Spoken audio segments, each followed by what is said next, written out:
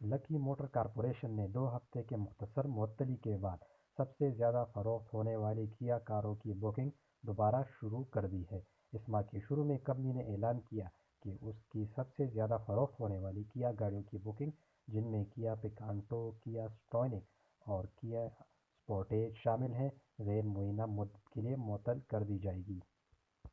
کیا موٹر نے اپنی بکنگ کیوں روکی؟ اس کی سب سے بڑی وجہ کورونا کی زد میں آنے کے بعد دنیا بھر میں کاروں کی پیداوار اور ڈیلیوری میں بہت سے مسائل سامنے آئے۔ عالمی آٹو انڈسٹری کو سیمی کنڈکٹر چپس کی کمی کا سامنا کرنا پڑا، جس سے جاپان سے امریکہ تک گاڑیوں کی پیداوار رک گئی۔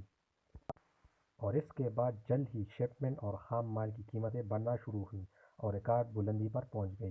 چپ کی کمی اور آپریشن لاگت کے مسائل اب بھی صنعت کو پریشان کر رہے ہیں۔ اس کے ساتھ ساتھ ڈالر کی شرح میں اضافے نے آٹو انڈسٹری کی کٹی ہے۔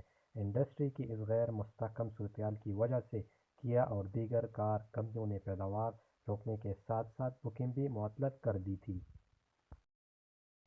اور یہ بات قابل ذکر ہے کہ صرف کیا ہی بکنگ معطل کرنے والوں میں نہیں تھا، کیونکہ ٹویوٹا انڈکس موٹر کمپنی نے بھی مذکورہ وجوہات کا حوالہ دیتے ہوئے اس فیصلے کا اعلان کیا تھا کہ کمپنی نے معطلی کے بعد سے اپنی گاڑیوں کی بکنگ بھی کھول دی ہے۔